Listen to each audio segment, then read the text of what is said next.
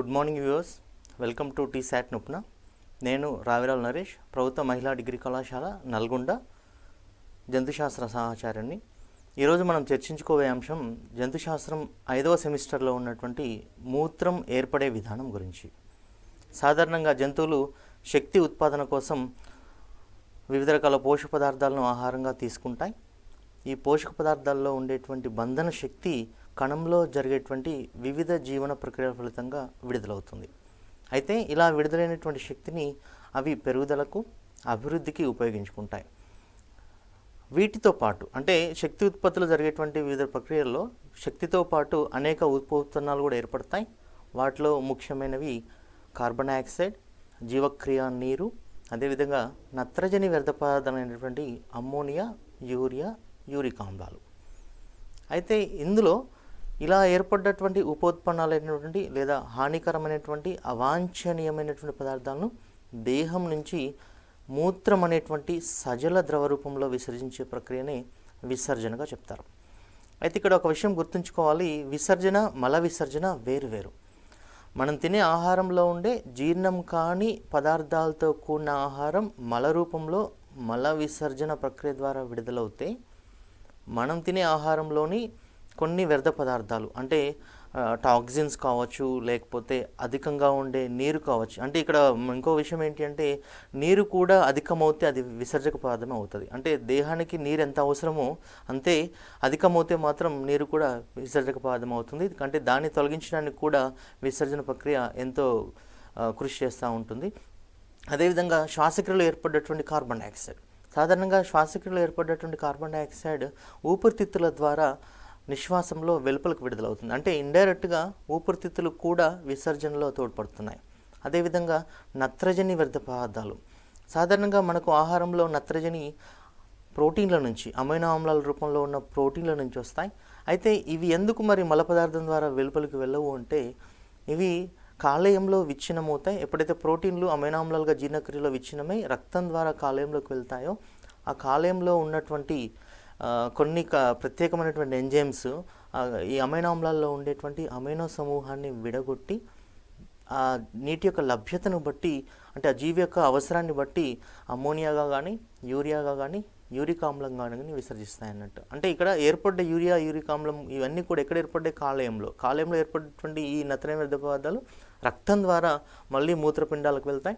మూత్రపిండాల్లో అవి గాలనానికి గురి అవుతాయి. ఆ సమయంలో మూత్రం ద్వారా వెలుపలికి వెళ్తాయి. అంటే నత్రజని వ్యర్థ పదార్థాలు ఎప్పుడూ కూడా విసర్జన ప్రక్రియలో మూత్రం ద్వారానే వెలుపలికి వెళ్తాయి, కానీ జీర్ణక్రియలో మలం ద్వారా వెళ్ళవు. ఇలా దేహంలో ఏర్పడేటువంటి హానికర అవాంఛనీయమైన పదార్థాలను దేహం నుంచి మూత్రం అనే సజల ద్రవ రూపంలో విసర్జించే ప్రక్రియ విసర్జనగా చెప్తాం.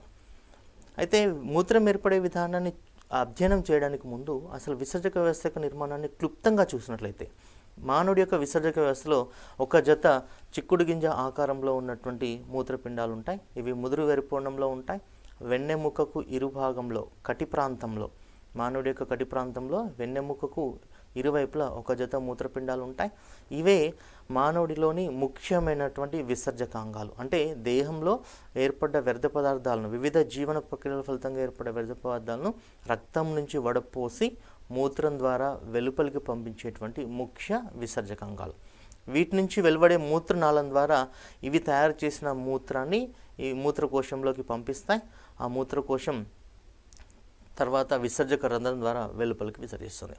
అయితే మూత్రపిండం యొక్క నిర్మాణాన్ని సూక్ష్మంగా చూసినప్పుడు మూత్రపిండం యొక్క నిర్మాణంలో మనకు 2 భాగాలు కనిపిస్తాయి. వెలుపలి భాగాన్ని వల్కలం అంటారు, లోపలి భాగాన్ని దవ్వ అంటారు. దవ్వలో మనకు క్యాలిసెస్ అనే నిర్మాణాలు ఉంటాయి. వాటి నుంచి వృక్క ద్రోణి వెలువడుతుంది. వృక్క ద్రోణి నుంచి మూత్రనాళం నుంచి మూత్రకోశం ద్వారా వెలుపలికి వెళ్తుంది. ఇక నెఫ్రాన్ యొక్క నిర్మాణాన్ని పరిశీలించినప్పుడు మనం ఇప్పుడు మూత్రం ఏర్పడే విధానం అనే ఈ అంశానికి సంబంధించి ముఖ్య కారణం ఎవరంటే నెఫ్రాన్. వీటినే మూత్రస్రావ నాళికలు అంటారు, యూరినిఫెరస్ ట్యూబ్యూల్స్ అంటారు. ఇవి ఒక్కొక్క మూత్రపిండంలో సుమారు 1.2 మిలియన్లు అంటే 12 లక్షల నెఫ్రాన్లు ఉంటాయి. అంటే 2 మూత్రపిండాల్లో కలిపి 24 లక్షల నెఫ్రాన్స్ ఉంటాయి. ఇవి మానవుడి యొక్క విసర్జన యొక్క నిర్మాణాత్మక, క్రియాత్మక ప్రమాణాలు. అంటే మానవుడి మూత్రపిండంలో ఉండే 24 లక్షల నెఫ్రాన్లు కూడా నిర్మాణంలో ఒకే రకంగా ఉంటాయి, చేసే పనిలో కూడా ఒకే రకంగా ఉంటాయి. అందుకే వీటిని నిర్మాణాత్మక క్రియాత్మక ప్రమాణాలు అంటారు. సాధారణంగా ఒక్కొక్క నెఫ్రాన్ 3 నుంచి 4 సెంటీమీటర్ల పొడవు ఉంటుంది. అట్లా 2 మూత్రపిండాల్లో కలిపి కొలిస్తే 240 కిలోమీటర్ల దూరాన్ని కలిగి ఉంటాయి నెఫ్రాన్స్. అంటే ఇంత సూక్ష్మంగా ఉండే ఈ నిర్మాణాలు మానవుడి లోపల మూత్రం అనే ఒక ద్రవాన్ని ఏర్పరిచి మానవుడి ఆరోగ్యానికి కారణమైనటువంటి నిర్మాణాలు అవి. దీని యొక్క నిర్మాణాన్ని చూసినప్పుడు నెఫ్రాన్ యొక్క నిర్మాణంలో సాధారణంగా 2 భాగాలు కనిపిస్తాయి. అందులో ఒకటి మాల్ఫీజియన్ దేహము, దాని నుంచి బయలుదేరినటువంటి పొడవైన మెలికలు పడినటువంటి వృక్క నాళిక. మాల్ఫీజియన్ దేహంలో తిరిగి 2 భాగాలు ఉంటాయి. అందులో ఒకటి రక్తకేశి నాళిక గుచ్చము, రెండోది కప్పు వంటి బౌమన్స్ గుళిక. ఇక ఆ తర్వాత దాని నుంచి బయలుదేరిన వృక్క నాళికలో ఇది సమీపస్థ సంవల్తనాళం, ఆ తర్వాత హెయిర్ పిన్ ఆకారంలో లేదా యు ఆకారంలో ఉండేటువంటి హెన్లీ శిక్యము, అదేవిధంగా దూరస్థ సంవల్త నాళిక, ఆ తర్వాత సంగ్రహణ నాళిక. ఈ అన్ని నిర్మాణాలతో నెఫ్రాన్ ఏర్పడుతుంది. అయితే నెఫ్రాన్లో రక్తం వడపోయబడి మూత్రం అనేటువంటి సజల ద్రవం తయారవుతుంది, వ్యర్థ పదార్థాలతో కూడినటువంటి ద్రవం తయారవుతుంది. ఇది ఎలా జరుగుతుంది, ఏ ఏ భాగంలో రక్తంలోని వ్యర్థ పదార్థాలతో కూడిన గాలిత ద్రవం ఎలాంటి మార్పులకు గురి అవుతుందో ఇప్పుడు 1 by 1 చూద్దాం. మూత్రం ఏర్పడే విధానాన్ని పరిశీలించినప్పుడు మూత్రం ఏర్పడే విధానంలో 3 దశలు కనిపిస్తాయి. అందులో ఒకటి సూక్ష్మగాలనం, దీన్నే ఇంగ్లీష్లో అల్ట్రా ఫిల్టరేషన్ అంటారు. నెక్స్ట్ రెండవది నాళికాయిత పునఃశోషణం, దాన్నే రీనల్ ట్యూబులర్ రీఅబ్జార్ప్షన్ అంటారు. అండ్ మూడవది సక్రియ స్రావకం, దాన్నే ట్యూబులర్ సెక్రీషన్ అంటారు. అందులో మొదటిది చూసినట్లయితే సూక్ష్మగాలనం. సో ఈ పిక్చర్లో మీకు కనిపిస్తుంది ఎలా ఏర్పడుతుంది అంటే మూత్రం ఏర్పడే విధానంలో ఉండే ఈ అన్ని దశలు ఎక్కడ జరుగుతాయో సూక్ష్మంగా ఈ పటంలో మీకు కనిపిస్తుంది. అందులో 1 దగ్గర అంటే రక్తకేశి నాళిక గుచ్చానికి బౌమన్స్ గుళికకి మధ్యలో ఈ మీకు 1 అనే పాయింట్ ఉంది కదా, దీని అర్థం ఏంటి అంటే రక్తకేశి నాళిక గుచ్చంలోకి ఎప్పుడైతే రక్తం వస్తుందో ఆ రక్తంలోని వ్యర్థ పదార్థాలతో కూడినటువంటి ద్రవం బౌమన్స్ గుళిక కూరంలోకి చేరుతుంది. దీన్నే సూక్ష్మగాలనం అంటారు. దీన్ని ఎందుకు సూక్ష్మగాలనం అంటారంటే ఇది అతి చిన్న సూక్ష్మ రంధ్రాల ద్వారా జరుగుతుంది, వడపోయడం జరుగుతుంది, అందుకే దీన్ని సూక్ష్మగాలనం అంటారు.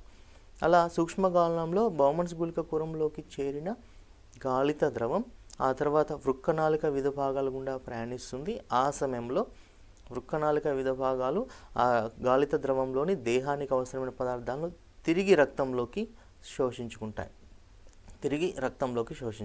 దాన్నే నాళికాయిత పునఃశోషణం అంటాం.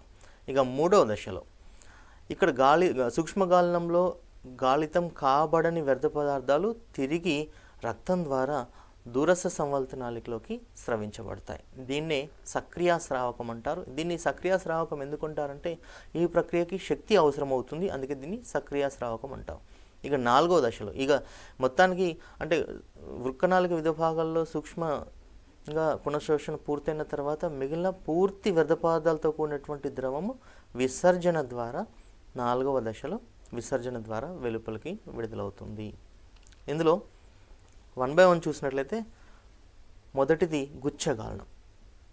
ఈ రకమైన గుచ్చగాలనం అనేటువంటి ఈ మొదటి ప్రక్రియలో ఇది మూత్రం ఏర్పడే విధానంలో మొదటి దశ. ఈ ప్రక్రియలో రక్తకేశి నాళిక గుచ్చంలోని రక్తంలోని వ్యర్థ పదార్థాలతో కూడిన ద్రవం క్రమంగా మెల్లమెల్లగా బౌమన్స్ గుళిక కూరంలోకి చేరుతుంది. దీన్నే రక్తనాళిక గుచ్చగాలనం లేదా సూక్ష్మగాలనం అంటారు. ఫలితంగా బౌమన్స్ గుళిక కూరంలోకి చేరిన ద్రవాన్ని గాలిత ద్రవం లేదా ప్రాథమిక మూత్రం అంటారు. ఇక్కడ మీరు ఒక విషయాన్ని గమనించాలి. ఏంటి అంటే దీన్ని మూత్రంగా పరిగణించట్లేదు. ఎందుకు పరిగణించట్లేదు? గాలిత ద్రవాన్ని మూత్రంగా ఎందుకు పరిగణించట్లేదు అంటే మూత్రానికి ప్రాథమిక మూత్రానికి చాలా తేడాలు ఉన్నాయి. ఒకటి, మూత్రంలో ఈ పిక్చర్లో చూసినట్లయితే గుచ్చగాలం ఎలా జరుగుతుందో చూడండి. రక్తం ద్వారా వెళ్ళేటువంటి రక్తం ప్రయాణించే సమయంలో రక్తంలోని వ్యర్థ పదార్థాలన్నీ కూడా బౌమన్స్ గుళిక కూరానికి రక్తకేశి నాళిక గుచ్చానికి మధ్యలో ఉండే చిన్న చిన్న రంధ్రాల ద్వారా బౌమన్స్ గుళిక కూరంలోకి చేరడాన్ని మీరు గమనిస్తూ ఉన్నారు.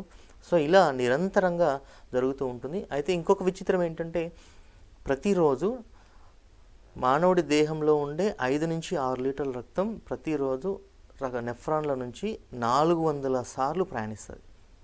ఇది గుచ్చగాలనం యొక్క స్పెషాలిటీ. నెక్స్ట్, ఒక వ్యక్తి తన జీవిత కాలంలో గాలితం కాబడేటువంటి ద్రవం, అంటే రోజుకి 180 లీటర్ల గాలిత ద్రవం తయారవుతుందండి. అలా ఒక వ్యక్తి తన జీవిత కాలంలో 1 మిలియన్ గాలన్ల నీటిని శుభ్రపరుస్తారు. అంటే ఇది దేనికి సమానం అంటే ఒక చిన్న సరస్సు నింపొచ్చు. ఒక వ్యక్తి మూత్రపిండాలు ఫిల్టర్ చేసినటువంటి ద్రవంతో ఒక సరస్సు అంత స్పెషాలిటీ ఉంటుంది గుచ్చగలనానికి. ఇక ప్రాథమిక మూత్రానికి విసర్జించే మూత్రానికి తేడాలు గమనించినట్లయితే, సాధారణంగా గాలిత ద్రవం లేదా ప్రాథమిక మూత్రం బౌమన్స్ గుళికలోకి చేరేటువంటి మొదటి ద్రవం.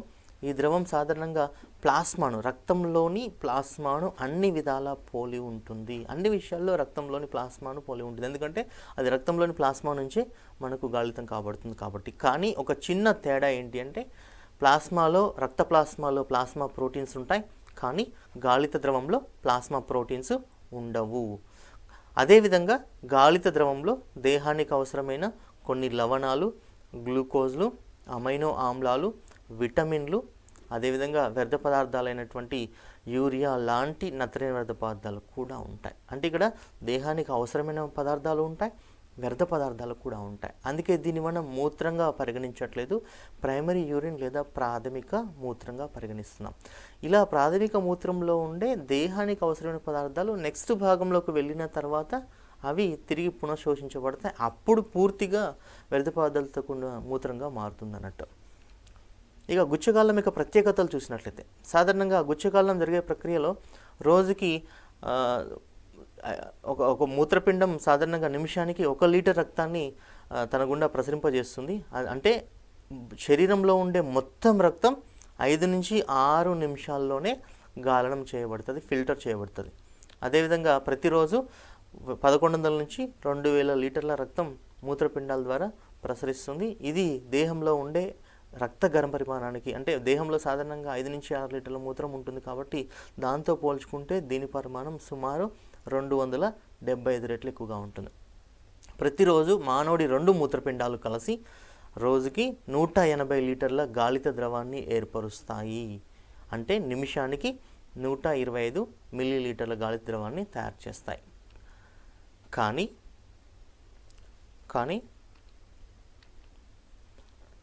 120 లీటర్ల గాలి ద్రవాన్ని తయారు చేసినప్పటికీ మానవుడు విసర్జించే మూత్ర పరిమాణం మాత్రం 1.8 to 2 లీటర్స్ మాత్రమే. అంటే 1 నిమిషం మాత్రమే మూత్రం ద్వారా 1 లీటర్ మూత్రం 1% మూత్రం మాత్రమే రక్తం నుంచి వడపోయబడి మూత్రం ద్వారా బయటికి వెళ్తుంది.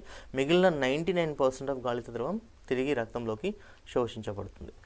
అయితే గుచ్చగాలనం జరగాలి అంటే రక్తకేశనాలుగా గుచ్చంలో ఉండే రక్తంలోని ద్రవాలు బౌమన్స్ గుళిక కురంలోకి చేరాలి అంటే ఖచ్చితంగా పీడనం తోడ్పడాలి. అలా గుచ్చగాలనానికి తోడ్పడే పీడనాలు సాధారణంగా 4 రకాలుగా ఉంటాయి. అందులో కొన్ని పీడనాలు ఏమో ప్రోత్సహిస్తే గుచ్చగాలనాన్ని, కొన్ని పీడనాలు గుచ్చగాలనాన్ని వ్యతిరేకిస్తాయి. అందులో గుచ్చగాలనాన్ని ప్రోత్సహించేటువంటి పీడనాన్ని గ్లోమరులస్ రక్త జలస్థితిక పీడనం అంటారు. అంటే రక్తకేశనాలిక గుచ్చంలోని రక్తం కలిగించే జలస్థితిక పీడనం, దీన్నే ఇంగ్లీష్లో షార్ట్కట్లో జీబీహెచ్పి అంటారు.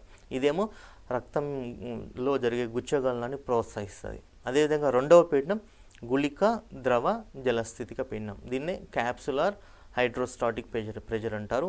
ఇది గుచ్చగాలనాన్ని వ్యతిరేకిస్తుంది, దానికి వ్యతిరేకంగా పనిచేస్తుంది. అదేవిధంగా కొలాయిడల్ ద్రవాభిసరణ పీడనం బీసీఓపి అంటారు. ఇది కూడా గుచ్చగాలనానికి వ్యతిరేకంగా పనిచేస్తుంది. ఇది ప్రోత్సహిస్తే ఈ రెండు వ్యతిరేకిస్తాయి.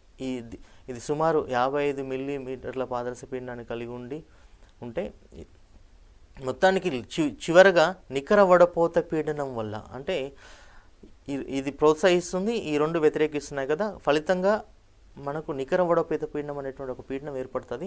అది సుమారు 10 మిల్లీమీటర్ల పాదరస పీడనం. ఆ 10 మిల్లీమీటర్ల పాదరస పీడనమే మనకు గుచ్చగాలనం జరగడానికి తోడ్పడేటువంటి పీడనం. అందుకే దాన్ని మనం నికర వడపోత పీడనంగా చెప్తారు. ఇందులో ఒక్కొక్క పీడనం గురించి సూక్ష్మంగా చూసినట్లయితే, ఇంతకుముందు చెప్పినట్టుగా గుచ్చగాలనానికి ప్రోత్సహించేటువంటి పీడనం దాన్ని జలస్థితిక పీడనం అంటారు, లేదా గ్లోమరులార్ రక్త జలస్థితిక పీడనం అంటారు. ఇది రక్తకేశనాలిక గుచ్చంలోని రక్తంలోని ద్రవాలు కలిగించేటువంటి పీడనం. రక్తకేశనాలిక గుచ్చంలోని రక్తంలోని ద్రవాలు కలిగించే పీడనాన్ని మనం రక్తకేశనాలిక గుచ్చ రక్త జలస్థితిక పీడనం అంటారు. దాని విలువ సుమారు 55 మిల్లీమీటర్ల పాదరస పీడనం. దీనికి వ్యతిరేకంగా పనిచేసే పీడనాల్లో మొదటి పీడనం బౌమన్స్ గుళికలోని ద్రవం కలిగించేటువంటి ద్రవపీడనం. బౌమన్స్ గుళికలో గాలిత ద్రవం ఉంటుంది కదండి, ఆ ద్రవం ఒక పీడనాన్ని కలిగిస్తుంది. ఆ పీడనాన్ని ద్రవపీడనం అంటారు. అది సుమారు 15 మిల్లీమీటర్ల పాదరస పీడనం. అదేవిధంగా జలస్థితిక పీడనానికి వ్యతిరేకంగా పనిచేసే పీడనాల్లో రెండవ పీడనం రక్తకేశనాళిక గుచ్చంలోని రక్తంలో ఉండే ప్లాస్మా ప్రోటీన్లు కూడా గుచ్చగాలానికి వ్యతిరేకంగా పనిచేస్తాయి, గుచ్చగాలం జరగకుండా అడ్డుకుంటాయి. ఆ పీడనాన్నే కొలాయిడల్ ద్రవాభిసరణ పీడనం అంటారు. దాని విలువ సుమారు 30 మిల్లీమీటర్ల పాదరస పీడనం. ఇక అసలు గుచ్చగాలం జరగడానికి తోడ్పడే నికర వడపోత పీడనం, అంటే ఒకటేమో ప్రోత్సహిస్తే రెండు వ్యతిరేకిస్తున్నాయి కదా, వాటిలోంచి ఇది తీసేస్తే వచ్చే పీడనాన్ని మనం నికర వడపోత పీడనం అంటారు. దాని విలువ సుమారు 10 mmHg. దాన్ని పటరూపంలో చూసినట్లయితే ఇందులో జలస్థితిక పీడనం అంటే రక్తకేశనాళిక గుచ్చంలోని రక్తం కలిగించే పీడనం జలస్థితిక పీడనం, అది సుమారు 55 mmHg. ఈ జలస్థితిక పీడనం సహాయంతో రక్తకేశనాళిక గుచ్చంలోని రక్తంలోని ద్రవాలు గాలన త్వచాన్ని దాటుకొని బౌమన్స్ గుళిక కూరంలోకి చేరడానికి ప్రయత్నిస్తూ ఉంటాయి. దానికి వ్యతిరేకంగా రెండు పీడనాలు పనిచేస్తాయి. అందులో ఒకటి కొలాయిడల్ ద్రవాభిసరణ పీడనం, దాన్నే 30 mmHg. అదేవిధంగా రెండవ పీడనం ద్రవపీడనం, అది 15 mmHg. ఈ రెండు పీడనాలు ఈ జలస్థితిక పీడనానికి వ్యతిరేకంగా పనిచేస్తాయి. కాబట్టి 55లోంచి ఈ 30 + 15 తీసేస్తే అంటే 45 తీసేస్తే మిగిలిన పీడనము 10 mmHg నికర వడపోత పీడనం. అంటే ఈ పీడనం సహాయంతో రక్తకేశనాళిక గుచ్చంలోని రక్తంలోని ద్రవాలు గాలన త్వచాన్ని దాటుకొని బౌమన్స్ గుళిక కూరంలోకి చేరతాయి. అందుకే దీన్ని నికర వడపోత పీడనం అంటారు. ఇక ఈక్వేషన్స్ రూపంలో చూసినట్లయితే నికర వడపోత పీడనం ఏర్పడాలి అంటే జలస్థితిక పీడనంలోంచి గుళిక జలస్థితిక పీడనాన్ని అదేవిధంగా కొలాయిడల్ ద్రవాభిసరణ పీడనాన్ని తీసివేస్తే వచ్చేటువంటి పీడనాన్ని నికర వడపోత పీడనం అంటారు. ఇందులో జలస్థితిక పీడనం విలువ 55 mmHg, అదేవిధంగా గుళిక ద్రవ జలస్థితిక పీడనం విలువ 15, అదేవిధంగా కొలాయిడల్ ద్రవాభిసరణ పీడనం 30. ఈ రెండు తీసేస్తే 55లోంచి 45 తీసేస్తే 10 mmHg అనేది నికర వడపోత పీడనం. ఇదే గుచ్చగాలనానికి తోడ్పడేటువంటి పీడనం. ఇంతకుముందు చెప్పినట్టుగా గుచ్చగాలనం ఒక ప్రత్యేక త్వచం ద్వారా జరుగుతుందని చెప్పాను కదా, ఆ ప్రత్యేక త్వచాన్ని మనం గాలన త్వచంగా చెప్తాము. అయితే గాలన త్వచం దేంతో ఏర్పడుతుంది అంటే గాలన త్వచం ద్వారానే మనకు సూక్ష్మ గాలనం అనే ప్రక్రియ జరుగుతుంది. గాలన త్వచం సాధారణంగా 3 పొరల ద్వారా ఏర్పడుతుంది. అందులో మొదటిది రక్తకేశనాళికల ఎండోథీలియం, రెండవది ఉపకళ త్వచం, మూడవది ఆధార త్వచం. రక్తకేశనాళిక లోపల ఉండే పొరనే రక్తకేశనాళిక ఎండోథీలియం అంటారు. అదేవిధంగా ఉపకళా త్వచం అనేది బౌమన్స్ గుళిక కూరంలో ఉండేటువంటి త్వచం. ఈ రెండు త్వచాల మధ్యలో ఉండే మూడో త్వచమే ఆధార త్వచం. అంటే రక్తకేశనాళిక గుచ్చంలోని రక్తంలోని ద్రవాలు బౌమన్స్ గుళిక కూరంలోకి చేరాలి అంటే ఈ 3 త్వచాలతో కూడిన గాలన త్వచాన్ని దాటుకుంటూ రావాలి. ఇప్పుడు గాలన త్వచం యొక్క నిర్మాణాన్ని పటరూపంలో చూసినట్లయితే ఇది రక్తకేశనాళిక గుచ్చంలోని రక్తము, ఇది బౌమన్స్ గుళిక కూరంలోని ద్రవము. ఇందులో ఈ రెడ్ కలర్లో కనిపిస్తున్నటువంటి కణాలు రక్తకేశనాళిక గుచ్చంలోని ఎండోథీలియల్ కణాలు. అదేవిధంగా ఇక్కడ కొంచెం కోన్ షేప్లో లేదా శంకువాకారంలో ఉండేటువంటి ఈ నిర్మాణాలు కనిపిస్తున్నాయి కదా, ఇవి బౌమన్స్ గుళిక కూరంలో ఉండేటువంటి బౌమన్స్ గుళిక త్వచాన్ని ఆవరించుతూ ఉండేటువంటి ఉపకళా కణాలు. అయితే బౌమన్స్ గుళిక కూరంలో ఉండే ఉపకళా కణాలని ప్రత్యేకంగా పాదపీయ కణాలు అంటారు లేదా పోడోసైట్ కణాలు అంటారు. సో ఈ పాదపీయ కణాలతో ఉపకళా కణ త్వచం ఏర్పడుతుంది బౌమన్స్ గుళిక కూరంలో. ఇది బౌమన్స్ గుళిక కూరం ఆవరించినటువంటి ఉపకళా కణ త్వచం. అదేవిధంగా ఇది రక్తకేశనాళికను ఆవరించినటువంటి ఎండోథీలియం. ఈ రెండింటి మధ్యలో బ్లూ కలర్లో కనిపిస్తున్నది ఆధార త్వచం. అంటే మొత్తానికి రక్తకేశనాళిక గుచ్చంలో ఉండే రక్తంలోని వ్యర్థ పదార్థాలతో కూడిన ద్రవం బౌమన్స్ గుళిక కూరంలోకి చేరాలి అంటే ఈ 3 త్వచాలను దాటుకుంటూ వెళ్ళాలి. అయితే గాలన త్వచంలో ఉండే పాదపీయ కణాలని ఈ ప్రత్యేక కణాల మధ్యలో చిన్న చిన్న గ్యాప్స్ ఉంటాయి, చీలికలు ఉంటాయి, రంధ్రాలు ఉంటాయి. వీటినే గాలన చీలికలు అంటారు, ఫిల్ట్రేషన్ స్లిట్స్ అంటారు. ఈ గాలన చీలికలు చిన్న చిన్న అణువులకు, నీటికి, లవణాలకు పారగమ్యతను కలిగి ఉంటే పెద్ద పెద్ద బృహత్ కణాలకు, రక్త కణాలకు ప్లాస్మా ప్రోటీన్లకు అపారగమ్యంగా ఉంటాయి. అంటే చిన్న చిన్న అణువులనే వీటి గుండా తమ గుండా బయట అంటే బౌమన్-స్క్యూల్ కుహరంలోకి అనుమతిస్తాయి తప్ప బృహత్ కణాలైనటువంటి ప్లాస్మా ప్రోటీన్లను కానీ అదేవిధంగా రక్త కణాలను కానీ వీటి గుండా అనుమతించు. అంటే ఇట్లా అంటే మొత్తానికి దేహానికి అవసరమైనటువంటి ముఖ్యమైన ప్రోటీన్లైన ప్లాస్మా ప్రోటీన్లని, దేహానికి అవసరమైన బృహత్ కణాలైన రక్త కణాలని ఆపడం ద్వారా దేహంలో వాటి నష్టాన్ని నివారిస్తాయి గాలన త్వచాలు. అదేవిధంగా బౌమన్-స్క్యూల్ కుహరంలోకి రక్తకేశనాళిక గుచ్ఛంలోని రక్తం రావడానికి తోడ్పడే ఏంటి అంటే పీడనం అని చెప్పుకున్నాక ఇంతకుముందు మనకు 4 రకాల పీడనాలు తోడ్పడతాయని. ఇంతకీ రక్తకేశనాళిక గుచ్ఛంలో పీడనం ఎలా డెవలప్ అవుతుంది, ఎలా ఏర్పడుతుంది అని చూసినట్లయితే రక్తకేశనాళిక గుచ్ఛంలో గుచ్చగాలనం జరగడానికి కావాల్సిన పీడనానికి కారణం ఏంటి అంటే రక్తనాళాల పరిమాణంలో ఉండేటువంటి వ్యత్యాసం. మీరు సూక్ష్మంగా గమనించినట్లయితే సాధారణంగా నెఫ్రాన్కి రక్తాన్ని అందించే రక్తనాళాలని అభివాహి ధమనిక అంటారు. ఇది వృక్క ధమని యొక్క శాఖ. అదేవిధంగా నెఫ్రాన్ నుంచి రక్తాన్ని వెలుపలికి తీసుకెళ్లేటువంటి శాఖని అపవాహి ధమనిక అంటారు. సో అభివాహి ధమనిక ద్వారా రక్తము రక్తకేశనాళిక గుచ్ఛంలోకి చేరుతుంది. అదేవిధంగా అపవాహి ధమనిక ద్వారా రక్తము రక్తకేశనాళిక గుచ్ఛాన్ని విడిచి తిరిగి వృక్క సిర ద్వారా మళ్ళీ గుండెని చేరుతుంది.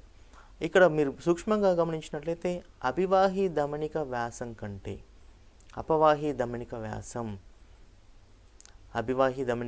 కంటే అపవాహి ధమనిక వ్యాసం 2 రెట్లు చిన్నదిగా ఉంటుంది. అంటే అభివాహి ధమనిక వ్యాసం డబుల్గా ఉంటుంది, పరిమాణంలో రెట్టింపు పరిమాణంలో ఉంటుంది అపవాహితో పోల్చుకుంటే. అదేవిధంగా అభివాహి ధమనిక వ్యాసం రక్తకేశనాళిక గుచ్ఛంలో ఉండేటువంటి రక్తకేశనాళికలతో పోల్చుకుంటే చాలా పెద్దదిగా ఉంటుంది.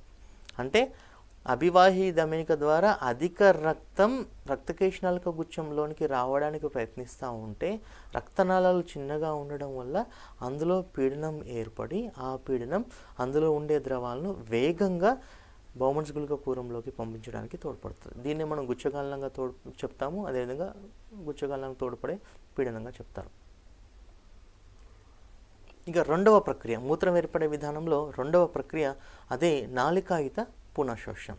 సాధారణంగా గుచ్చగాలన ప్రక్రియలో బౌమన్-స్క్యూల్ కుహరంలోకి చేరినటువంటి గాలిత ద్రవం, దాన్ని మనం ఇంతకుముందు చెప్పినట్టుగా ప్రాథమిక మూత్రంగా చెప్పుకున్నాము. అది తర్వాతి భాగం నెఫ్రాన్లో తర్వాతి భాగమైనటువంటి వృక్క నాళిక యొక్క వివిధ భాగాల గుండా ప్రయాణిస్తుంది. ఇలా ప్రయాణించేటప్పుడు ఇంతకుముందు చెప్పినట్టుగా ప్రాథమిక మూత్రంలో మన దేహానికి అవసరమైన అంశాలు కూడా ఉంటాయి కాబట్టి ఆ అంశాలని తిరిగి దేహంలోకి పీల్చుకోవాలి, శోషించబడాలి. లేకపోతే దేహం వాటిని నష్టపోయేటువంటి అవకాశం ఉంటుంది. కాబట్టి ఖచ్చితంగా ప్రాథమిక మూత్రంలో ఉండేటువంటి అంశాలన్నీ తిరిగి రక్తంలోకి చేరబడాలి. తిరిగి రక్తంలోకి చేరబడాలి అంటే ఖచ్చితంగా వాటిలో ఉండే అంశాలు తిరిగి శోషణ ద్వారా, పునః శోషణ ప్రక్రియ ద్వారా తిరిగి రక్తంలోకి చేరాలి. ఈ ప్రక్రియ నిర్వర్తించేదే వృక్క నాళిక వివిధ భాగాల గుండా గాలిత ద్రవం, సూక్ష్మగాలనంలో ఏర్పడేటువంటి గాలిత ద్రవం ఈ భాగాల గుండా ప్రయాణించే సమయంలో ఈ భాగాల్లో ప్రయాణించే సమయంలో ఆ గుచ్చగాలనంలో గాలితంలో ఉండేటువంటి ద్రవాలన్నీ కూడా లేదా రసాయనాలన్నీ కూడా తిరిగి దేహానికి అవసరమైన అన్నీ కూడా తిరిగి రక్తంలోకి శోషించబడతాయి. మీకు ఇక్కడ గ్రీన్ కలర్లో 6 అనే లెటర్స్తో ఉన్నవన్నీ కూడా రీఅబ్జార్ప్షన్ అంటారు, శోషణ అంటారు. అంటే నెఫ్రాన్లోని వృక్కనాళికలో ఉండేటువంటి అన్ని భాగాల్లో కూడా దాదాపు ఏదో ఒక అంశం శోషణకు గురి అవుతూ ఉంటుంది. అది జరగకపోతే, శోషణ అనే ప్రక్రియ జరగకపోతే దేహంలో ఏర్పడ్డ అన్ని ముఖ్య అంశాలు దాదాపు మూత్రం ద్వారా కోల్పోయే అవకాశం ఉంటుంది. అందుకే సాధారణంగా మనం మూత్రాన్ని ఒక ఇండికేషన్గా, అంటే రక్తము అదేవిధంగా విసర్జక వ్యవస్థ పనితీరుని తెలుసుకోవడానికి సాధారణంగా మూత్ర విశ్లేషణ చేస్తూ ఉంటారు. అంటే మూత్రంలో ఏ ఉండాలి ఏ ఉండకూడదు అనేవి. సాధారణంగా డయాబెటిక్ పేషెంట్లో మనం చూసినట్లయితే, మధుమేహ వ్యాధిగ్రస్తులు చూసినట్లయితే వారి మూత్రంలో గ్లూకోజ్ విసర్జన ద్వారా వెలుపలికి వెళ్తారు. ఆరోగ్యవంతమైన మానవుల్లో ఎవరిలో కూడా ఒక్క అణువు గ్లూకోజ్ కూడా ఉండదు. కానీ మధుమేహ వ్యాధిగ్రస్తుల్లో, ఎందుకంటే మధుమేహ వ్యాధిగ్రస్తుల్లో షుగర్ లెవెల్స్ లేదా రక్తంలో గ్లూకోజ్ పరిమాణం సాధారణంగా 100 మిల్లీగ్రాముల కంటే ఎక్కువగా ఉంటుంది. కొంతమందిలో 200-400 వరకు ఉంటుంది.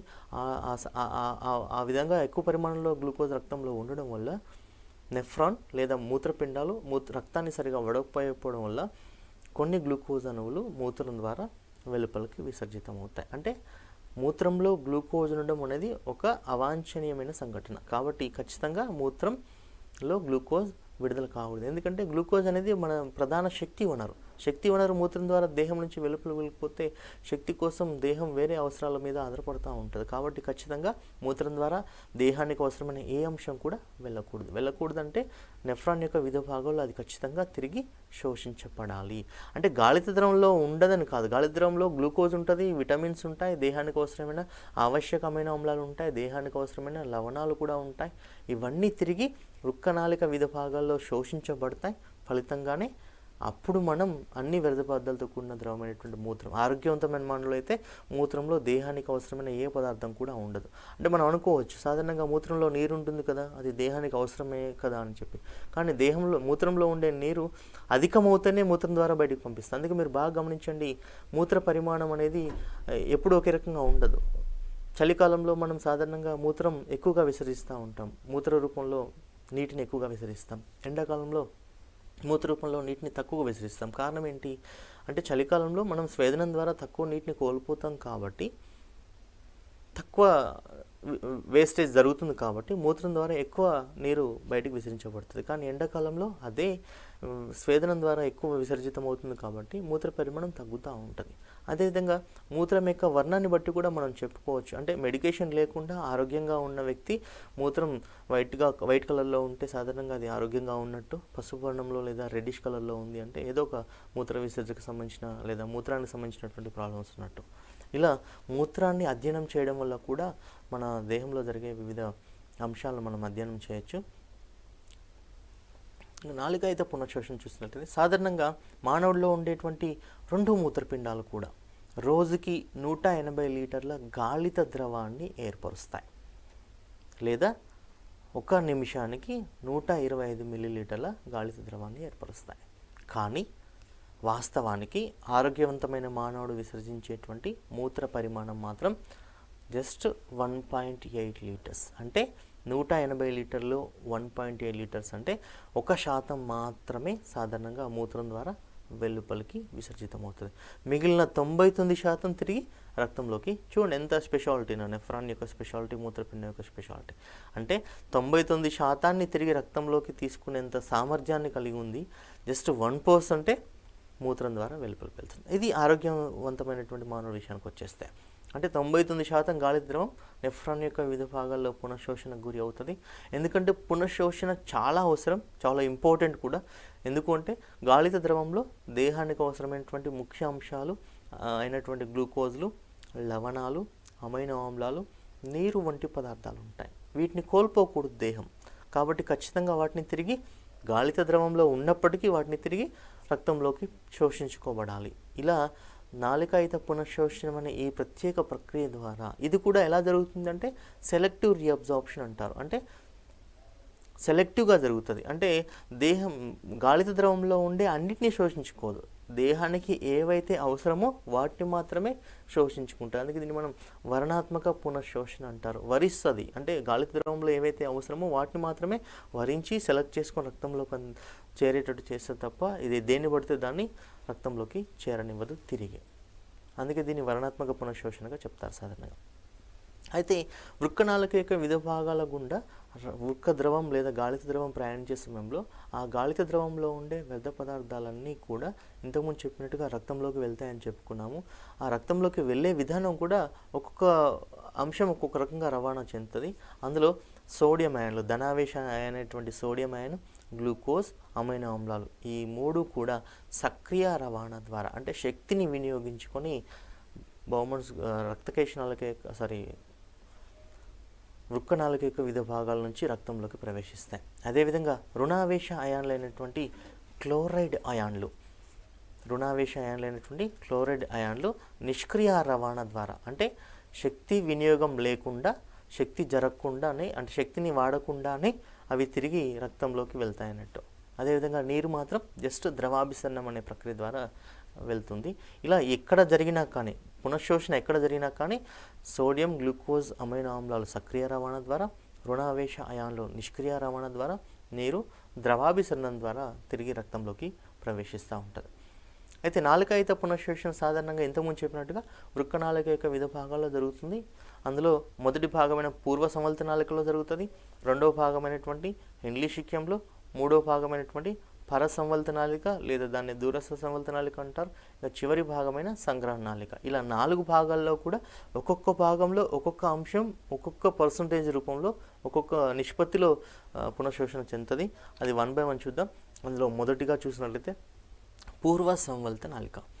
పూర్వ సంవల్త నాళిక మొత్తం నెఫ్రాన్లోకి వెళ్ళి అతి ముఖ్యమైన అంశం పునఃశోషణకి. ఎందుకంటే మొత్తం నెఫ్రాన్లో 66% పునఃశోషణ ఇక్కడే జరుగుతుంది. ముఖ్యంగా నీటి పరంగా చూస్తే 66% నీరు పూర్వ సంవల్త నాళికలోనే జరుగుతుంది. అందుకే నాళిక అయితే పునఃశోషణకి ముఖ్యమైనటువంటి భాగం, పునఃశోషణ అత్యధికంగా జరిగేటువంటి భాగం. ఇక దీని యొక్క నిర్మాణాన్ని పరిశీలించినప్పుడు పూర్వ సంవల్త నాళిక లోపల అంతా కూడా ఉపకళా కణాలు ఉంటాయి, ఘనాకారంలో ఉండే ఉపకళా కణాలు. కానీ వాటి స్వేచ్ఛ అంచులు అనేక సూక్ష్మ నాళికలను కలిగి ఉంటాయి, మైక్రోవిల్లే అంటారు, వాటిని కలిగి ఉంటాయి. ఇవి కలిగి ఉండడం వల్ల, అంటే ఇంతకుముందు చెప్పినట్టుగా పూర్వ సంవల్త నాళికలో అధిక పునఃశోషణ జరుగుతుందని చెప్పుకున్నాం కదా. ఆ పునఃశోషణ తలం పెరగాలి అంటే అది ముడతలు పడి ఉండాలి. అలాంటి ముడతలను కలిగి ఉంటాయి, మైక్రోవిల్లని కలిగి ఉంటాయి వీటిలో ఉండే ఘనాకార ఉపకళా కణాలు. సో ఈ భాగంలో ఏమేమి మార్పులు జరుగుతాయంటే, ఈ భాగంలోకి ఎప్పుడైతే గాలిత ద్రవంలో ప్రవేశించగానే ఆ గాలిత ద్రవంలో ఉండే సుమారు 66% నీరు పునఃశోషణ జరుగుతుంది. అదేవిధంగా సుమారు 60 నుంచి 70% వరకు లవణాలు శోషించబడతాయి. అదేవిధంగా దేహానికి అవసరమైన ముఖ్య పోషణ అంశాలైనటువంటి గ్లూకోజ్లు, అమైనో ఆమ్లాలు, వైటమిన్స్ అన్నీ కూడా ఈ భాగంలోనే ఎక్కువ శాతం ఈ భాగంలోనే శోషణ గురి అవుతాయి. సుమారు 70 నుంచి 80% వరకు లవణాలు, నీరు కూడా ఈ భాగంలోనే శోషణకు గురి అవుతుంది.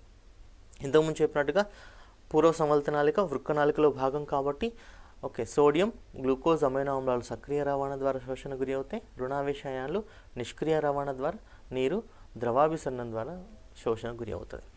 ఇక రెండవ భాగం నెఫ్రాన్లో రెండవ భాగమైనటువంటి వృక్క నాళికలో రెండవ భాగమైనటువంటి హెన్లీ శిక్యంలో పునఃశోషణ ఎలా జరుగుతుందని చూసినట్లయితే, సాధారణంగా హెన్లీ శిక్యం మూత్రపిండం యొక్క దవ్వలో ఉంటుందండి.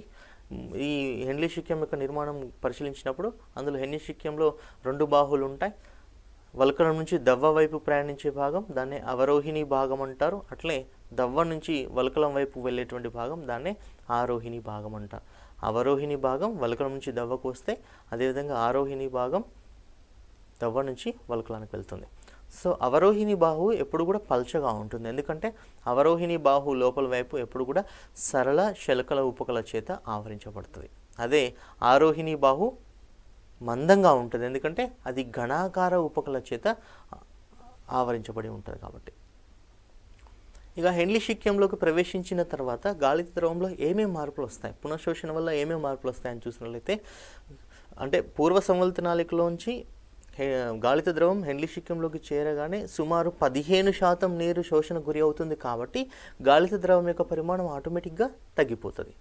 అందువల్ల నీరు ఎప్పుడైతే తగ్గుతూ ఉంటుందో లవణాలు కూడా శోషణ గురి అవుతాయి ఈ ప్రాంతంలో. అందుకే ఇక్కడ పటంలో చూసినట్లయితే హెన్లీ శిక్యంలోకి ప్రవేశించే ముందు 300 ఆస్మోలారిటీ గాఢతను కలిగి ఉంటే గాలిత ద్రవం, అదే చివరికి వచ్చేసరికి జస్ట్ 100 మిల్లీమోల్స్ల ఆస్మోలారిటీని గాఢతను కలిగి ఉంటుంది. అంటే మొత్తానికి ఏమైంది, గాలిత ద్రవం స్టార్టింగ్లో కంటే చివరికి వచ్చేసరికి హెన్లీ శిక్యంలో సజలమైపోతుంది. అదేవిధంగా హెన్లీ శిక్యం గుండా గాలి ద్రవం ప్రయాణించే సమయంలో ఇక్కడ మనం ముఖ్యంగా అవరోహిణి భాగంలో నీరు మాత్రమే శోషణ గురి అవుతుంది, కానీ ఆరోహిణి భాగంలో లవణాలు కూడా శోషణ గురి అవుతాయి. కాబట్టి అధిక పరిమాణంలో ఇక్కడ లవణాలు శోషించబడతాయి. కాబట్టి లవణాలు ఈ భాగంలో అధిక పరిమాణంలో తొలగించబడతాయి.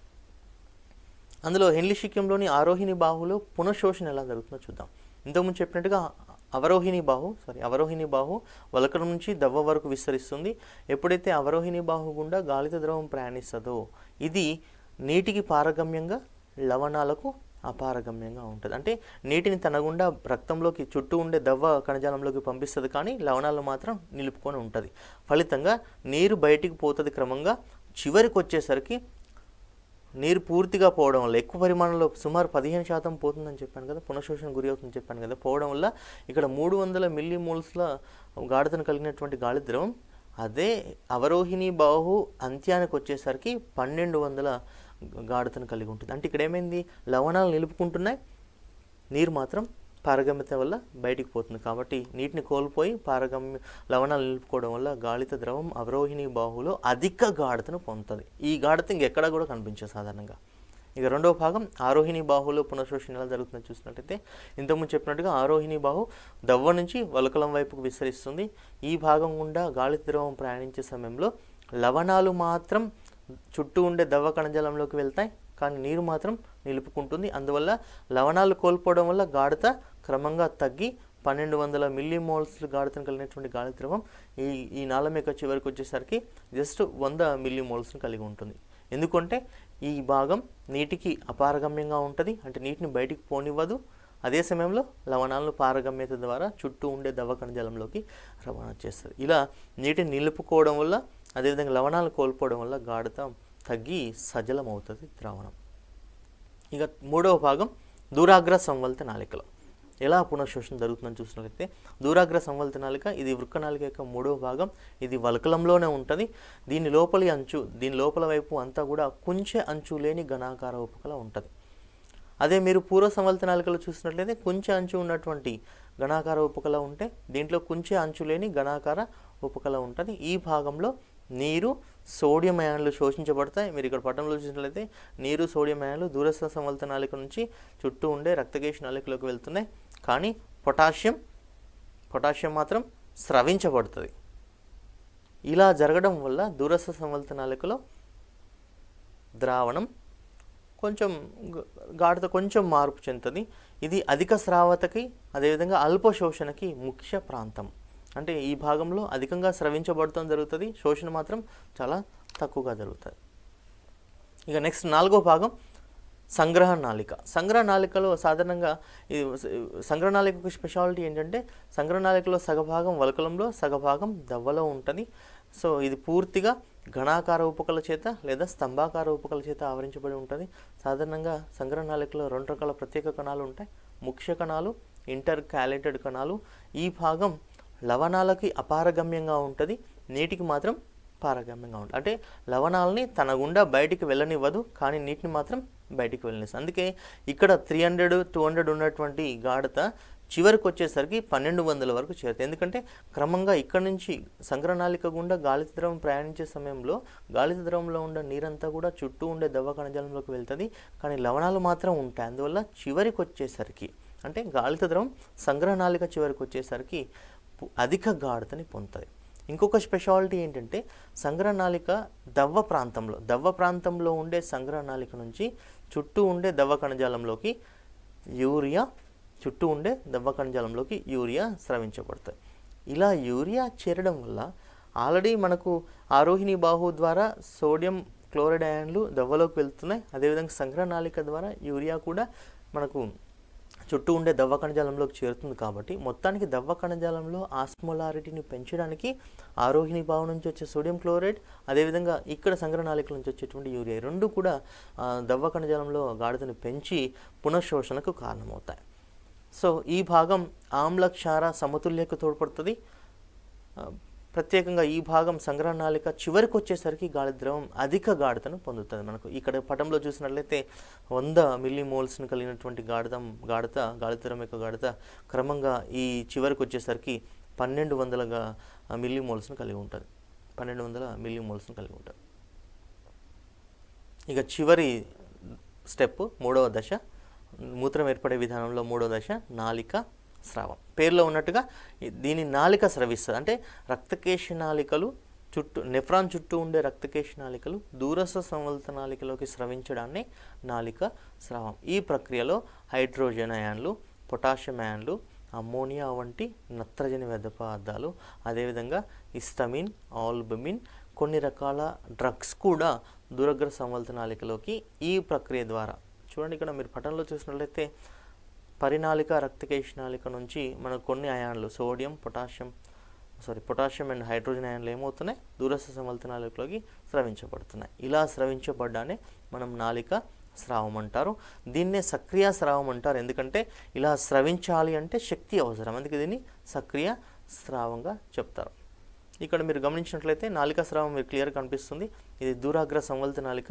ఈ దూరాగ్ర సంవల్త నాళికలోకి మనకు చుట్టూ ఉండే రక్తకేశ నాళిక నుంచి పొటాషియం, హైడ్రోజన్ అయాన్లు, అమ్మోనియా, చూడండి ఇక్కడ మీరు క్లియర్గా పటంలో వీడియోలో చూసినట్లయితే క్లియర్గా కనిపిస్తుంది, స్రవించబడుతున్నాయి.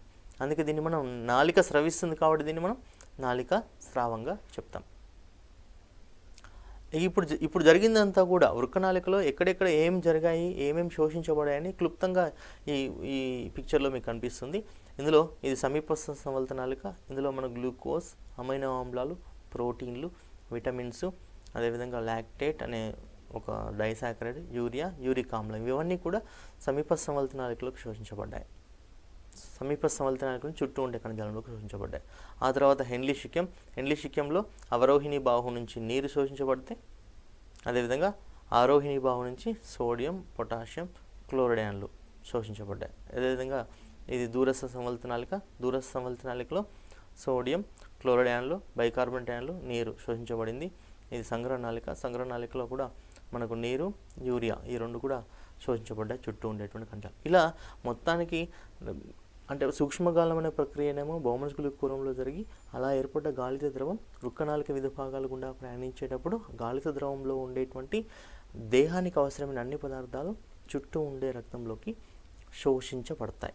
ఫలితంగా ఇలా శోషణ తర్వాత మిగిలిన ద్రవం అంటే సంగ్రహ నాళిక చివర్లో ఉండేటువంటి ద్రవం, దాన్ని ఇప్పుడు మూత్రంగా పరిగణిస్తారు. ఈ మూత్రం మనకి ఎక్కడ ఏర్పడింది? సంగ్రహ నాళికలో ఏర్పడింది. సంగ్రహ నాళికలు ఎక్కడ ఉన్నాయి? నెఫ్రాన్లో ఉన్నాయి. సో ఈ సంగ్రహ నాళిక నెక్స్ట్ తర్వాతి భాగమైనటువంటి సంగ్రహ నాళంలోకి తెరుచుకుంటుంది. కాబట్టి ఈ మూత్రం సంగ్రహ నాళంలోకి, అక్కడి నుంచి బెల్లిని నాళం ద్వారా సాధారణంగా నెఫ్రాన్ యొక్క మూత్రపిండం యొక్క సూక్ష్మాంకురం ద్వారా వృక్క ద్రోణిలోకి వెళ్తుంది. వృక్క ద్రోణి నుంచి ఆ తర్వాత మూత్రనాళం ద్వారా మూత్రాశయంలోకి, అక్కడి నుంచి వెలుపలికి విసర్జించబడుతుంది. అంటే ఇక్కడ దేహం నుంచి వెలువడేటువంటి మూత్రం దేహానికి అవసరం లేని వ్యర్థ పదార్థాలతో కూడి ఉంటుంది. ఇంతకుముందు చెప్పినట్టుగా నీరు కూడా అధికమవుతే వ్యర్థ పదార్థం అవుతుంది. ఎందుకంటే మీరు గమనించినట్లయితే మూత్రంలో 95% నీరే ఉంటుంది. 2% అంటే 20 నుంచి 25 గ్రాముల యూరియా. ఎందుకంటే మానవుడు ఒక యూరియోటెలిక్ జీవి కావడం వల్ల మానవుడి విసర్జించేటువంటి మూత్రంలో యూరియానే ఉంటుంది. సాధారణంగా ఎక్కువగా ఉండేది యూరియా. ఓకే, మిగతా అమోనియా, యూరిక్ ఆమ్లాలు సాధారణంగా తక్కువ పరిమాణంలో ఉంటాయి కానీ తక్కువ పరిమాణంలో ఉంటాయి. డామినేటింగ్ నత్రజని వ్యర్థ పదార్థం ఏంటి అంటే యూరియా. ఎందుకంటే మానవుడు ఒక యూరియోటెలిక్ జీవి కావడం వల్ల మానవుడికి నీటి లభ్యత మాధ్యమంగా ఉండడం వల్ల అతను యూరియా రూపంలో నత్రజని వ్యర్థ పదార్థాలను విసరిస్తాడు. కాబట్టి మానవుడిని యూరియోటెలిక్ జంతువుగా చెప్పడం జరుగుతుంది. ఇక మనం విసర్జక వ్యవస్థకు మూత్రం ఏర్పడే విధానానికి సంబంధించి కొన్ని మెడికల్ టర్మ్స్ చూసినట్లయితే, పదాలు చూసినట్లయితే అందులో మొదటి పదం ఏన్యూరియా. ఏన్యూరియా అంటే పేరులో ఉన్నట్టుగా ఏ అంటే యాబ్సెంట్, న్యూరియా అంటే యూరిన్. ఇక్కడ యూరిన్ యొక్క మూత్రం ఏర్పడే పద్ధతి సరిగా జరగకపోవడం వల్ల మూత్రం సరిగా ఏర్పడదు, పూర్తిగా ఏర్పడదు. అందుకే దీన్ని ఏన్యూరియా అంటారు. Next oligo urea. ఈ రకమైనటువంటి ఈ ఆలిగో యూరియా పద్ధతిలో ఇందులో సాధారణంగా యూరిన్ యొక్క పరిమాణం అంటే మూత్రపిండం నుంచి విధించే మూత్రం యొక్క పరిమాణం తగ్గిపోతుంది. పూర్తిగా రాకుండా ఉండదు, ఎక్కువ పరిమాణంలో విసర్జించబడదు. జస్ట్ మాధ్యమంగా మూత్ర విసర్జన చేస్తారు ఈ వ్యక్తులు, oligo urea patients. Next polyuria. పేరులో ఉన్నట్టుగా పాలి అంటే మీన్స్ మెనీ, ఎక్కువగా పరిమాణంలో ఎక్కువగా విసర్జించేటువంటి ఆ పదానికి అర్థంగా చెప్తాం. కాబట్టి పాలియూరియా పేషెంట్స్ అధిక పరిమాణంలో మూత్రాన్ని విసర్జిస్తారు. Next diuresis. ఇది కూడా అంటే పాలియూరియా పేషెంట్స్లో మూత్రం ఎక్కువ ఏర్పడుతుంది. ఫలితంగా డయూరెసిస్ అనే ప్రక్రియలో మూత్ర విసర్జన అధికంగా చేస్తారు. పాలియూరియాలో మూత్ర విసర్జన అధికం కాదు. పాలియూరియా అంటే అధిక పరిమాణంలో మూత్రం ఏర్పడము, డయూరెసిస్లో అధిక పరిమాణంలో మూత్రం విసర్జించడం. సాధారణంగా టీ, కాఫీ లాంటివి మనకు డయూరెసిస్ అనే ప్రక్రియకు తోడ్పడతాయి. ఓకే, అందుకే టీ, కాఫీ ఎక్కువగా తాగినప్పుడు మనకు మూత్ర విసర్జన అధికంగా చేస్తాం మనం. Next dysuria. అంటే ఈ రకమైనటువంటి కండిషన్లో ఎవరైతే ఈ రకమైన ఇబ్బందిని ఈ డిస్యూరియా లక్షణాన్ని కలిగి ఉంటారో వాళ్ళు యూరిన్ చేసేటప్పుడు అంటే మూత్ర విసర్జన చేసేటప్పుడు నొప్పిని పొందుతారన్నట్టు. నెక్స్ట్ ఎన్యూరసిస్. దీన్నే బెడ్ వెట్టింగ్ అంటారు. అంటే రాత్రిపూట అనుకోకుండానే బెడ్ మీద మూత్ర విసర్జన చేయడం, దాన్ని ఎన్యూరసిస్ అంటారు. Next glycosuria. అంటే మూత్రంలో గ్లూకోజ్ కనిపించడం. సాధారణంగా ఆరోగ్యవంతమైన మనలో గ్లూకోజ్ కనిపించదు. అంటే గ్లైకోసూరియా కండిషన్ ఎవరిలో కనిపిస్తుంది అంటే మధుమేహ వ్యాధిగ్రస్తుల్లో ఈ లక్షణం కనిపిస్తుంది. నెక్స్ట్ హిమటోరియా. అంటే రక్తం లోపల ఇంతకుముందు చెప్పినట్టుగా రక్త కణం ఒకటి కూడా కనిపించకూడదు, కానీ ఈ రకమైన పేషెంట్స్లో, ఈ రకమైన లక్షణాలు కలిగిన వ్యక్తుల్లో మూత్రంలో రక్తం కనిపిస్తుంది. ఎర్ర రక్త కణాలు మూత్రంలో కనిపిస్తాయి వీటిలో. నెక్స్ట్ పైయూరియా. ఈ రకమైన లక్షణానికి వెళ్ళినటువంటి వ్యక్తుల్లో తెల్ల రక్త కణాలు కానీ లేదా పస్సెల్ చీము కణాలు కానీ మూత్రంలో కనిపిస్తాయి. Next lymph urea. ఈ రకమైన లక్షణానికి కలిగినటువంటి వ్యక్తుల్లో యూరిన్లో మూత్రం లోపల మనకు లింఫ్ అంటే శోషరసం కూడా రావడాన్ని లింఫ్ యూరియా అంటారు. Next ketonuria. ఈ రకమైన లక్షణాన్ని కలిగిన వ్యక్తుల్లో మూత్రం లోపల మనకు కీటోన్ బాడీస్ ఎప్పుడు ఏర్పడతాయి సాధారణంగా మధుమేహ వ్యాధిగ్రస్తులో కీటోన్ బాడీస్ ఏర్పడతాయండి. ఎందుకు అంటే మధుమేహ వ్యాధిగ్రస్తులో గ్లూకోజ్ లభ్యత సరిగా లేకపోవడం వల్ల దేహం శక్తి ఉత్పత్తి కోసం క్రొవ్వుల్ని ఆహారంగా శక్తి ఉత్పత్తి కోసం వాడుకుంటూ ఉంటుంది. క్రొవ్వుల్ని వాడుకున్న సందర్భంలో కీటోన్ బాడీస్ అనే వ్యర్థ పదార్థాలు ఏర్పడతాయి. అవి విషతుల్యమైన పదార్థాలు. అవి మూత్రం ద్వారా బయటికి విడుదలవుతూ ఉంటాయి. నెక్స్ట్ నాక్టూరియా అంటే రాత్రిపూట మూత్ర విసర్జన కోసం నిద్ర లేవడం. సాధారణంగా నిద్రపోయిన సందర్భంలో మూత్ర విసర్జన చేయడం మనకు రాదు, అంటే ఆలోచన కూడా రాదు. కానీ ఈ నాక్టూరియా పేషెంట్స్లో ఏంటి అంటే మూత్ర విసర్జన కోసం లేస్తారు. నెక్స్ట్ యూరీమియా. ఈ రకమైనటువంటి పేషెంట్స్లో మూత్రం లోపల అధిక పరిమాణంలో యూరియా ఉండడం, అంటే 2 to 3% ఉంటుంది సాధారణంగా యూరియా పరిమాణం మూత్రంలో, కానీ ఈ పేషెంట్స్లో ఎక్కువగా ఉంటుంది. అందుకే దీన్ని యూరిమియా అంటారు. అదేవిధంగా యూరోలిత్ కండిషన్ ఏంటి అంటే మనకు ఇంతకుముందు చెప్పినట్టుగా కిడ్నీ స్టోన్స్ అంటాం కదా, అంటే యూరినరీ ట్రాక్లో అంటే మూత్ర నాళిక లోపల రాళ్ళు ఏర్పడడం. సాధారణంగా రాళ్ళు అనుకుంటాం మనం తినే ఆహారంలో ఉండే రాళ్ళు అనుకుంటాం, కానీ అలా కాదండి. మనం తినే ఆహారంలో ఉండేటువంటి కాల్షియం ఆక్సలేట్ అనేటువంటి నిర్మాణాలు సాధారణంగా ఎప్పుడైతే మనం నీటిని సరిగా తీసుకోమో ఈ కాల్షియం ఆక్సలేట్ అనేటువంటి నిర్మాణాలు మూత్రం యొక్క వివిధ భాగాల లోపల ఒకదాంతో ఒకటి అతుక్కొని పోయి చిన్న చిన్న రాళ్ళని ఏర్పరుస్తాయి. ఈ రాళ్ళు సాధారణంగా బయటికి వెళ్ళకపోవడం వల్ల సాధారణంగా మూత్ర విసర్జనలో మనకు నొప్పి కలుగుతుంది. అదేవిధంగా మూత్ర విసర్జనలో నొప్పి కలగడం వల్ల అక్కడ చీము ఏర్పడము, రక్తం రావడం జరుగుతూ ఉంటుంది. కాబట్టి వాటిని లేజర్ ప్రక్రియ ద్వారా లేదా సౌండ్ వేవ్స్ను ఉపయోగించి ఇప్పుడు ఎలాంటి సర్జరీ లేకుండానే మూత్రపిండాల్లో ఏర్పడేటువంటి లేదా మూత్రనాళంలో ఏర్పడేటువంటి మూత్రాశయంలో ఏర్పడే రాళ్ళను తొలగిస్తున్నారు. వీటన్నిటికి కూడా ముఖ్య రెమెడీ ఏంటంటే అధికంగా నీటిని తాగడమే ముఖ్యమైనటువంటి రెమెడీ. అంటే మూత్రం ఏర్పడే విధానం అనే ఈ ప్రక్రియ సజావుగా జరగాలి అంటే మనం ఖచ్చితంగా రోజు సరైన మోతాదులో నీరు తీసుకోవాలి. ఎందుకంటే సాధారణంగా మూత్రనాళం లోపల ఇంకొక విచిత్రం ఏంటి అంటే అబ్బాయిలతో పోల్చుకుంటే అమ్మాయిలకు మూత్రనాళ ఇన్ఫెక్షన్స్ ఎక్కువగా వస్తాయి. ఎందుకంటే అమ్మాయిల లోపల మూత్రనాళం యొక్క పొడవు తక్కువగా ఉంటుంది, అబ్బాయిల్లో మూత్రనాళం యొక్క పొడవు ఎక్కువగా ఉంటుంది. కాబట్టి అబ్బాయిలతో పోల్చుకుంటే అమ్మాయిలకు మూత్రనాళ ఇన్ఫెక్షన్స్ ఎక్కువగా వస్తాయి. అయినప్పటికీ నీటిని తాగడం ద్వారా మూత్రనాళంలో ఏర్పడేటువంటి ఇన్ఫెక్షన్స్ను మనం తగ్గించుకోవచ్చు. ఇది క్లుప్తంగా మనం ఈరోజు చెప్పుకునేటువంటి మూత్రం ఏర్పడే విధానం అనేటువంటి అంశం. ఇది జంతుశాస్త్రంలోని తృతీయ సంవత్సర విద్యార్థులకు 5వ సెమిస్టర్లో భాగంగా ఫిజియాలజీలో శరీరధర్మ శాస్త్రంలో ఈ అంశం ఉంది. దీనికి సంబంధించి మనం సాధారణంగా మూత్రం ఏర్పడే విధానంకి సంబంధించి చాలా టెస్టులు చేస్తూ ఉంటాం. ఈ డాక్టర్ దగ్గరికి వెళ్ళినప్పుడు ఏదైనా యూరిన్లో ఎల్లో కలర్ రావడం కానీ లేదా యూరినేషన్లో పెయిన్ ఉన్నప్పుడు కానీ సాధారణంగా డాక్టర్ దగ్గరికి వెళ్ళినప్పుడు ఒక పరీక్ష చేస్తారు. దాన్ని మనం క్యూ టెస్ట్ అంటారు, అంటే కంప్లీట్ యూరిన్ ఎగ్జామినేషన్ చేయడం ద్వారా మనం యూరినరీ ట్రాక్లో మూత్రనాళంలో ఏమైనా ఇన్ఫెక్షన్స్ ఉన్నాయా లేకపోతే మూత్రనాళం ఏదైనా ఇబ్బంది గురి అవుతుందని కూడా తెలుసుకోవచ్చు. ఇది ఈరోజు మనం చర్చించుకున్నటువంటి అంశం. తదుపరి అంశంతో మీ ముందుకు మళ్ళీ వస్తాను. Thank you.